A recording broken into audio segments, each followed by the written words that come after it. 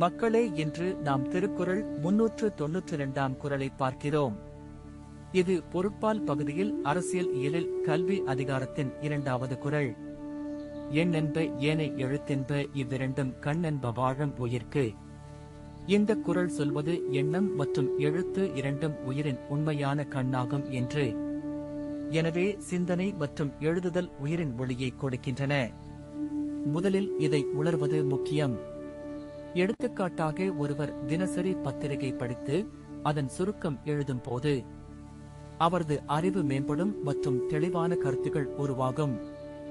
இவ்வாறு அறிவுக்குரிய கருத்துக்கள் வாழ்க்கையில் நல்ல முடிவுகளை உருவாக்கும். மற்றொரு உதாரணம், மாணவர் கற்பனை பூர்வமாக குறுந்தகவல் எழுதும் போது அவர் சுற்றொடர் தேர்ந்தெடுத்து எண்ணங்களை வரிசைப்படுத்தி தனது சிந்தனையை தெளிவாக காண்கிறார்.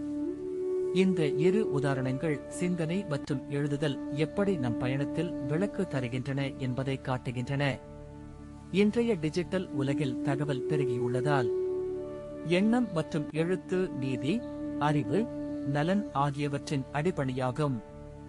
இந்த குறள் நம்மை தினசரி சிந்தனையை தத்துவமாய் பயிற்சி செய்ய புத்தகங்கள், கட்டுரைகள், சமூக ஊடகங்கள் ஆகியவற்றில் எழுத ஊக்குவிக்கிறது. நாம் இதை பின்பற்றுமெனில் நம்பிக்கையுடன் சொற்பொழிவு, கட்டுரை, தொழில்நுட்ப ஆவணங்கள் போன்றவற்றை உருவாக்க முடியும். இது தனிப்பட்ட வளர்ச்சி மட்டுமல்ல, சமூகம் முழுவதும் தெளிவான தொடர்பை பெறும். எனவே சிந்தனை மற்றும் எழுத்து மனிதர்களின் கண்ணாக இருக்கட்டும். அதனால் எங்கள் வாழ்வு ஒளியூட்டும் கண்களால் நிரம்பியதாகும்.